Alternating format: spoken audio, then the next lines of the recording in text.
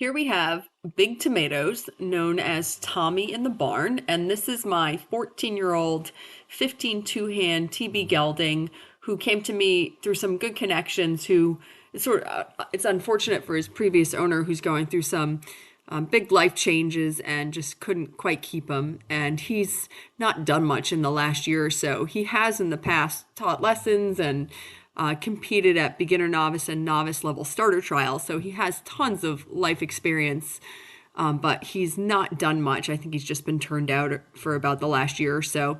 So he's with me now to get tuned back up and find his next human. And so this is his second ride since he's been at my place. And I am showing this walk here at the beginning because in his first ride, he was understandably nervous. You know, a horse hasn't been ridden in a year, and I take him out to a brand new ring, and I just sort of, he seemed perfectly calm and rideable enough that I could just hop on, which is what I did. But understandably, a little bit nervous, a little bit distracted, and all the things. And so when I got on the first time, he really just wanted to get to the trot, which is fine. You know, I always feel safer when I'm on a nervous horse that wants to move forward versus a horse that's a little nervous and is stuck or propping. So I was happy to let him move his feet. But today, when he came out, he was happy to have a walk around and even have a walk around with a loop in the rein. So that made me really happy because that's a true telltale sign that he is settling and starting to understand the rhythm of things and less nervous. So today, I just sort of, like I usually do, thought, okay, I think I'll just, walk this horse over a pole and see what he thinks about that. And he thought that was pretty fun. He jumped his little pile of poles with quite a bit of gusto. And, just sort of like once he realized that that's what we were doing, just really like wanting to take me to it, which is always a very fun feeling. And I know he's pretty well schooled over jumps. So I was like, okay, like at this point, I'm thinking, okay, this feels like this horse really does want to go pop around over some things. And all the stuff in my ring is like super tiny. We're talking like a foot and a half. So no, he's not very fit. He's not terribly tuned up yet, but nothing that I'm doing with this horse is asking a lot of him, considering that he has competed to novice level at starter trials in the past. So this is all very easy for him. But it is an excellent sign of, what he thinks about jumping. And basically what I discovered was that he thinks it's really, really fun and he really wants to do it. So it was a really fun little jump school, and I am looking forward to doing a lot more with him. This was our warm up in the canter at the beginning. He did a much nicer right lead canter today than he did the first time. Again, just more relaxed across his top line, more willing to let me, keep him straight in his shoulders and all those little fine things that come with a horse who's just feeling sort of more secure in what they're being asked to do and more settled. So I was quite happy with that canter work. Really, both ways, I was happy with it. So we had already walked and trotted over the pile of poles. He had told me pretty loud and clear that that's really, really fun and he'd like to do more of that.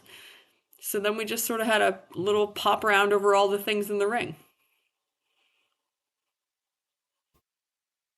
He feels very well schooled to me over jumps. He has a great balance. He's happy to do it. He's really, you do get that feeling that the horse is taking you to the jump, which I love that feeling. I don't want to be worried about whether or not the horse is going to prop at the base or, try and sneak out one shoulder or another. He gives no doubt that he is going there and taking you over.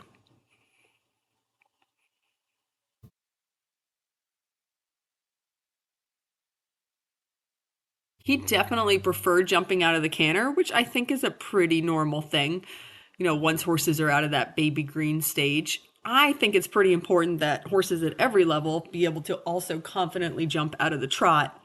However, seeing as this is just his second ride, and he was happy to jump out of the trot, I would have liked him to do it a little bit more smoothly. But since he very clearly told me that he was super comfortable out of the canter, and this is just his second ride with me, and I'm really still just getting a feel for him, I didn't really want to pick at that. We can always circle back to jumping more smoothly out of the trot in future rides.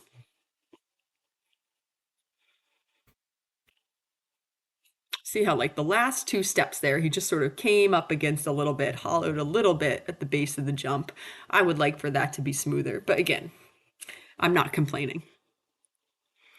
And then you compare that to here jumping out of the canter, just a much softer. He's just happier to sort of stay on the aids and stay rounder to the base of the jump. And not that I expect a horse to stay round while jumping. They need to lift their heads a bit so that they can see jumps, but it should still be a soft feeling in your hand, which he's really comfortable with that in the canter.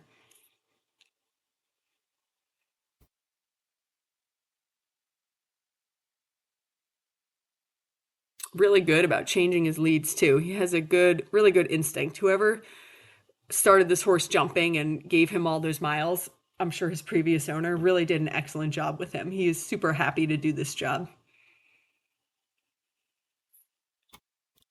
So I stopped here because I was thinking, well, the next thing to do would be to put the jumps up, but I didn't really want to do that today, seeing as this was just his second ride and I'm really just getting to know him still. But I was really, really happy with that. And now I'm excited to do a bunch more stuff with him.